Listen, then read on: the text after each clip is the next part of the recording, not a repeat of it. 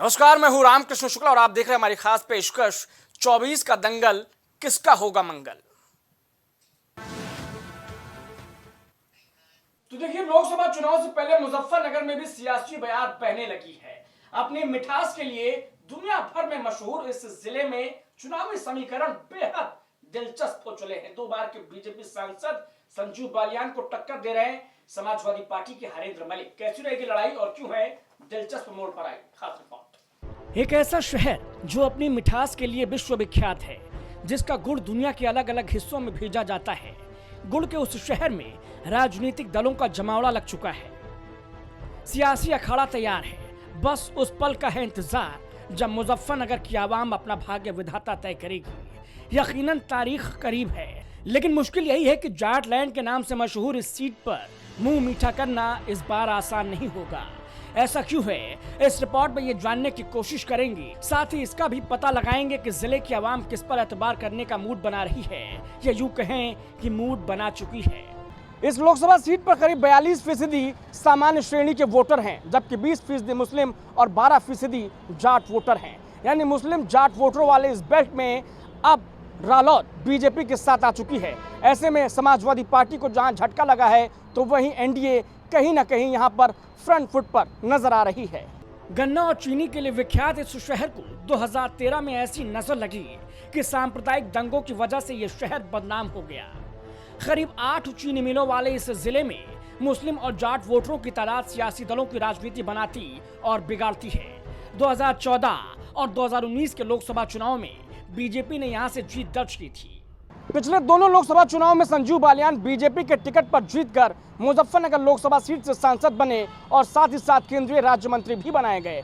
अब लगातार तीसरी बार संजीव बालियान को बीजेपी ने टिकट देकर उन पर एक बार फिर से भरोसा जाहिर किया है। बीजेपी का मैसेज साफ है कि वो जीते हुए कैंडिडेट संजीव बालियान पर एक बार फिर से भरोसा जाहिर कर तमाम विरोधियों को परास्त करने की अपनी रणनीति पर कायम है। आरएलडी के बीजेपी के साथ आने के बाद सूबे का सियासी समीकरण बदल चुका है। पहले सपा, कांग्रेस और आरएलडी के गठबंधन ने बीजेपी की मुश्किलें खासकर वेस्ट यूपी में जरूर बढ़ाई थी, लेकिन अब के हालात और समीकरण दोनों जुदा हैं। चुनावी रणभूमि में अब गर्जनाएं हैं, हुंकार है, ललकार है, तीरों की टंकार है। वैसे भी कहा जाता है कि जो पहले मारे सो वीर, और जंग का दस्तूर भी यही कहता है, क्योंकि प्यार और जंग में सब कुछ जायज है।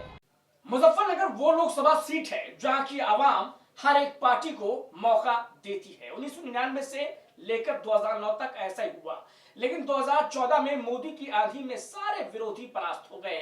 और अलग ये कि पिछले दोनों लोकसभा चुनाव में बीजेपी ने बम्पर जीत दर्ज की। जाटलैंड के नाम से मशहूर मुजफ्फरनगर में बीजेपी को 1999, 2004 और 2009 में हार का मुंह देखना पड़ा था, लेकिन 2013 के दंगों ने जिले की सियासत को भी पूरी तरीके से बदल दिया। 1999 में सईद उज़्मा, 2004 में मुनव्वर हसन, 2009 में कादिर राना ने जीत दर्ज की थी। लगातार 3 लोकसभा चुनाव में बीजेपी ने अपने खिलाफ बने इस माहौल को बदलने में हर बार नाकामी ही हासिल की, लेकिन फिर 2013 के हिंदू और मुसलमानों के बीच उपजे विवाद ने दंगे का रूप ले लिया। पूरा जिला दंगों की आग में धधकने लगा और इसी दंगे के बाद बीजेपी ने सभी दलों को चित कर दिया। इस इलाके की पहचान गुड़ के मिठास के तौर पर देश और दुनिया भर में मशहूर है, लेकिन 2013 के मुजफ्फरनगर दंगों ने यहाँ की तहजीब पर ऐसा दाग लगाया जो वक्त के साथ गहरा होता गया। लेकिन कहते हैं कि वक्त हर जख्म भर देता है, और देखिए 2013 के दंगों के बाद से यहाँ पर न सिर्फ अब अमन चैन है, बल्कि साथ ही साथ 2013 के दंगों के बाद यहाँ के विधानसभा चुनाव और लोकसभा चुनाव तक में बीजेपी ने जीत दर्ज की। मुजफ्फरनगर एक बार फिर लोकसभा चुनाव के लिए तैयार है। इस लोकसभा सीट पर करीब 42% सामान्य वोटर हैं, 20% मुस्लिम, 12% जाट वोटर, 18% SC/ST, जबकि 8% अन्य जातियों के वोटर हैं। यानी इस सीट पर प्रत्याशियों की किस्मत का फैसला करने में मुस्लिम और जाट वोटर निर्णायक भूमिका निभाते हैं। मुजफ्फरनगर वो लोकसभा सीट है जहां से 1971 में चौधरी चरण सिंह ने अपने राजनीतिक करियर की शुरुआत करते हुए यहां से पहला चुनाव लड़ा था, लेकिन वो सीपीआई के नेता विजयपाल सिंह से वो चुनाव हार गए थे। यानी कुल मिलाकर इस सीट से रालोद का भी और छोटे चौधरी का भी खासा लगाव है। कैमरा से योगी धर्मेंद्र के साथ मैं रामकृष्ण शुक्ला, प्राइम टीवी। तो देखिए फाइट दिलचस्प होने वाली है और माहौल है एकदम टाइट। बहरहाल इस चुनावी पड़ताल में इतना ही, लेकिन फिर हाजिर होंगे किसी और लोकसभा सीट और वहां के मुद्दों के साथ। देखते रहिए प्राइम टीवी।